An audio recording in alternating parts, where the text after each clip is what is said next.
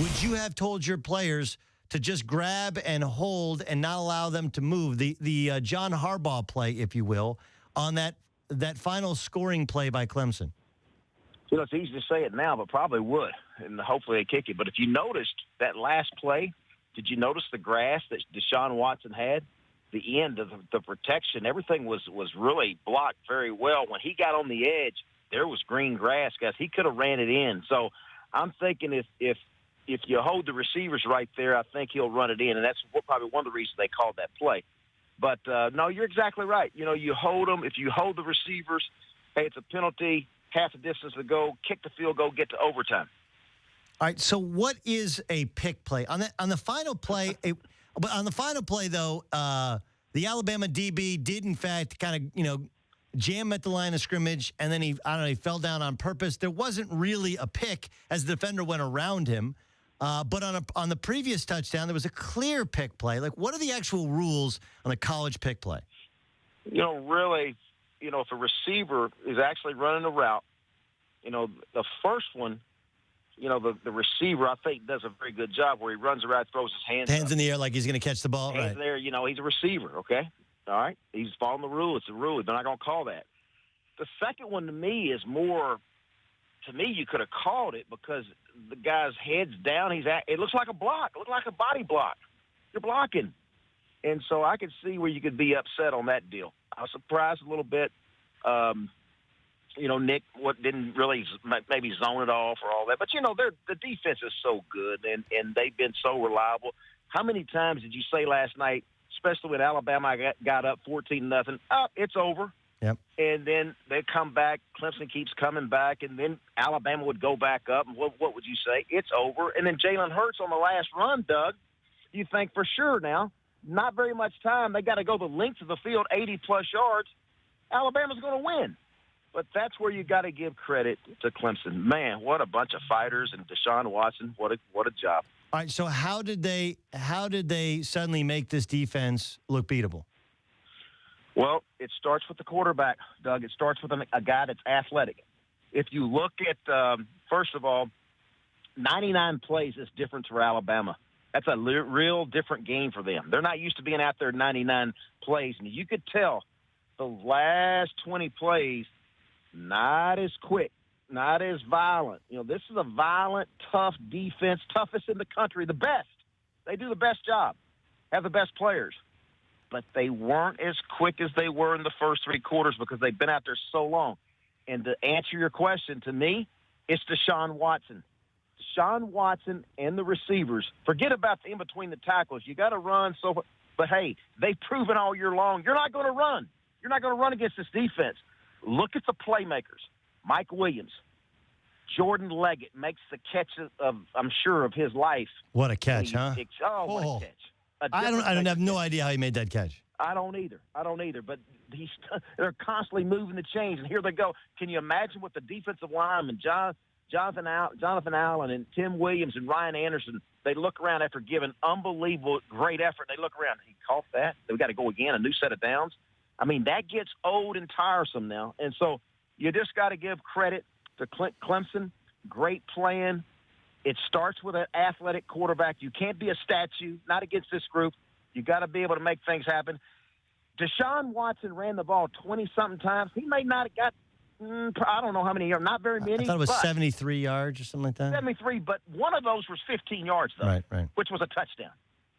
So you got an athletic quarterback, Doug, that makes it happen. And the throws he made, and you said something that's so important.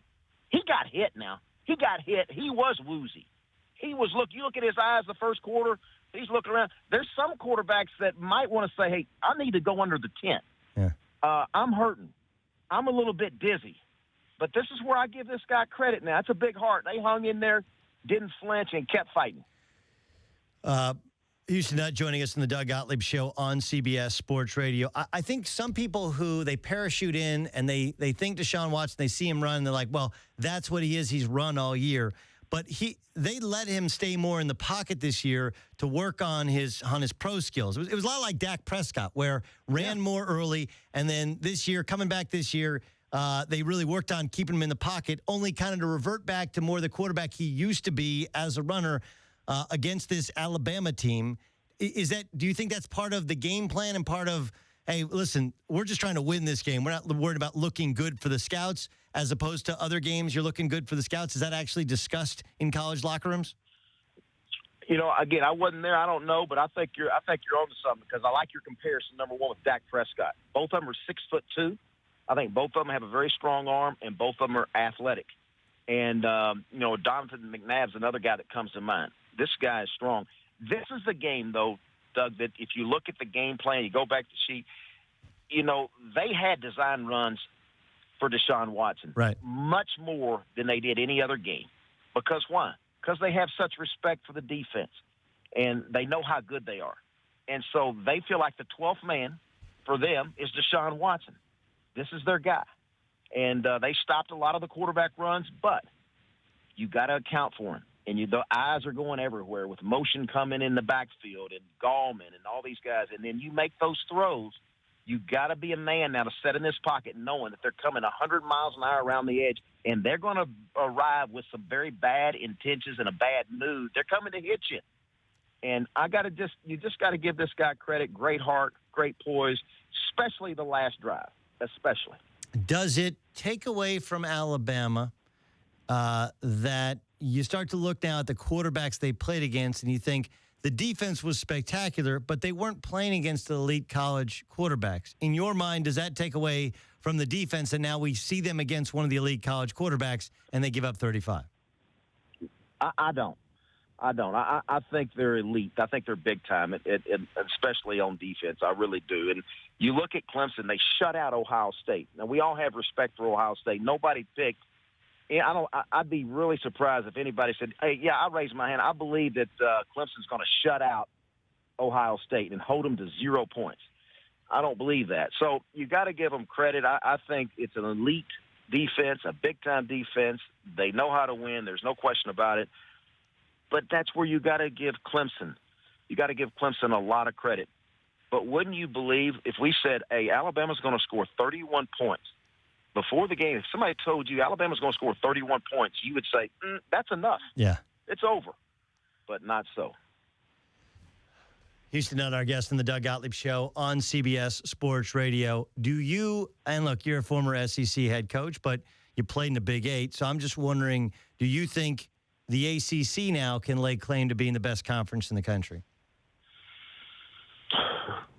Right now with Clemson, the way they played, I'm sure that, they can stake that claim. I think ACC's definitely better.